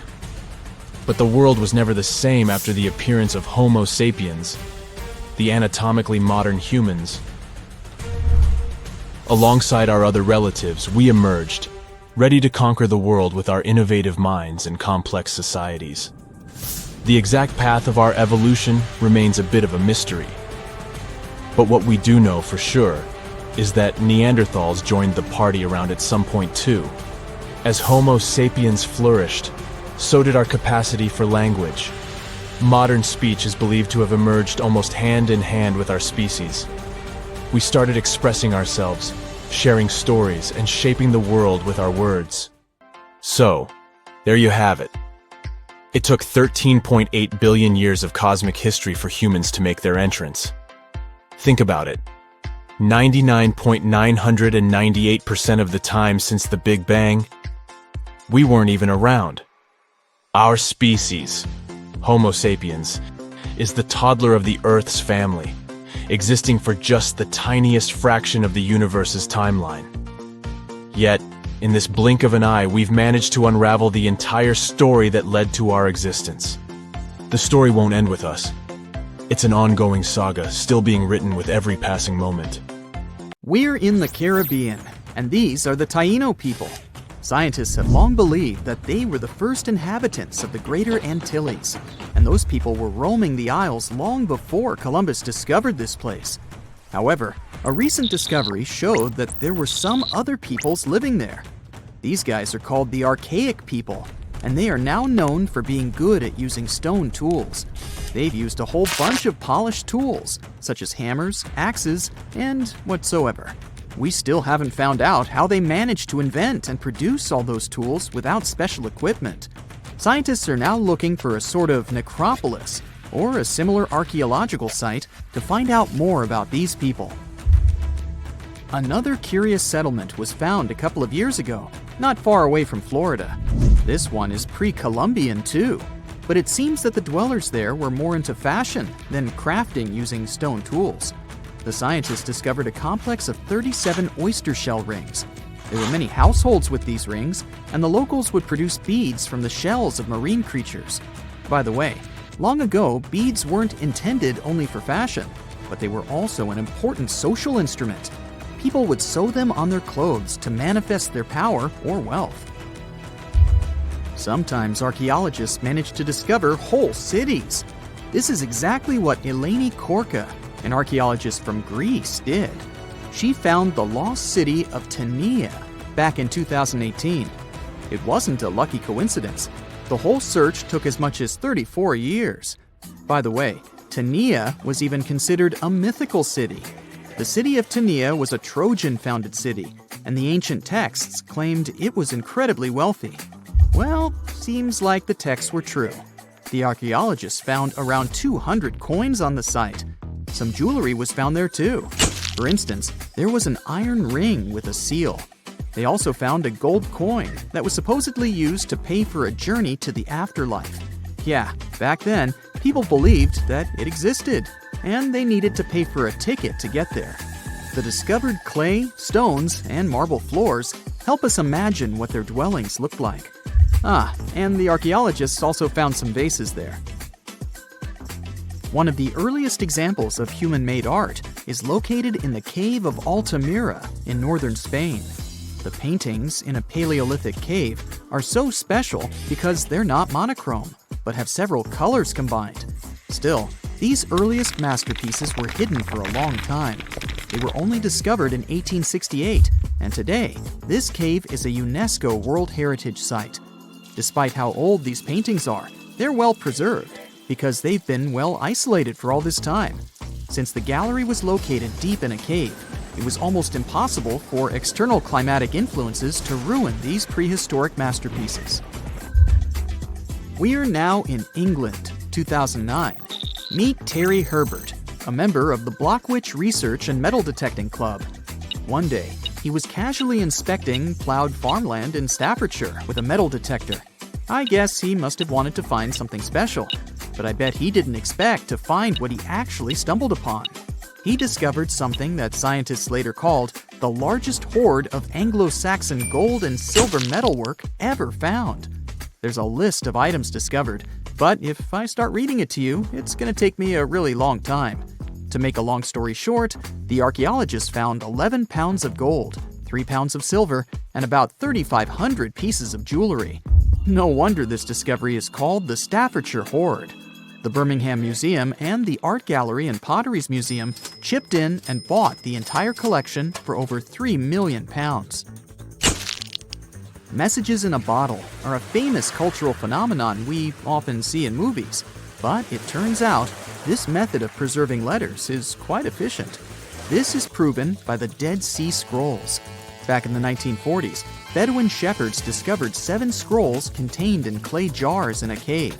These scrolls were determined to be around 2,000 years old. But these manuscripts were only the beginning of a number of great discoveries. The Bedouins sold these manuscripts, but people continued finding more. The last discovery took place in 2021, and who knows, maybe there's more to find. Another piece of art recently found in a cave was a painted shell. This fossil was discovered in northern Italy, and scientists believe such fossils were collected by Neanderthals. This find is curious for a reason. Neanderthals are believed to have been quite primitive, but this shell proves the opposite. Back in 2004, Robert Muckle, an archaeology professor, heard about a peculiar site hidden in the forest of the North Shore Mountains of British Columbia. Robert knew that a few old cans and a saw blade had been found there. This place was believed to be a sort of logging camp, but a thorough excavation that took 14 years to complete revealed something different.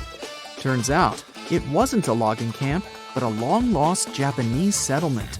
The archaeologists found around 1,000 items, such as white and blue rice bowls, teapots, pocket watches, sake bottles, and buttons. The ceramics weren't that well preserved, so they only discovered hundreds of fragments. In one of his interviews, Robert mentioned that they also found remnants of a bathhouse. The community that lived there was pretty small, since there were only about 14 houses found. The scientists believe that they must have lived there in secret. People have changed their preferences over the centuries. Fashion has certainly changed, and our houses too, not to mention our technologies. But there's one thing for sure that's been unchanged: our love for food. Scientists managed to discover some of the oldest examples of people's favorite food. they inspected some ancient pottery and managed to find traces of best-loved food dating back to around 2000 BCE. It all happened in Sicily, and guess what that food was? No, it wasn't pizza or pasta, but olive oil. And there's more. Researchers from Egypt discovered some lumpy substance in some ancient pottery, which turned out to be cheese. It dates back to the 13th century BCE. I guess it didn't smell nice, since that cheese is estimated to be over 3,000 years old and was bacteria-ridden. Cool fact here, this cheese must have been quite exquisite. After studying it, scientists came to the conclusion that it was cooked with a variety of milks. They claim ancient people used a mixture of cow's milk and sheep or goat's milk. You probably thought, hey, you mentioned olive oil and cheese, but what about bread? Sure, bread is inseparable from almost any culture, and different people have had their own type of bread. And there's scientific proof that bread was one of the first dishes people learned how to cook. A group of archaeologists found some bread that was over 14,000 years old. 14,400 years old, to be precise. What's weird is that people back then weren't familiar with agriculture. They were hunters. And technically, this old bread predates the age of agriculture by 4,000 years. Yeah, there's still much to learn about the ancient world. Here comes not the sun, and the Beatles song, but here comes the bonus fact. And right, it's about the Beatles. Yeah, I know, they're not exactly new. The band was formed in 1960. But not all of our facts have to be thousands of years old to be cool. Back in 1966, the Beatles did a live performance of their song Paperback Writer on the TV program Top of the Pops. The BBC somehow didn't record the performance, and all the fans were sure it was lost. Nope. Turns out that David Chandler, a fan of the Beatles, recorded the show with his personal camera. It was long forgotten and stored in the attic for many years. The recording was rediscovered in 2019. I guess that's a pretty cool find.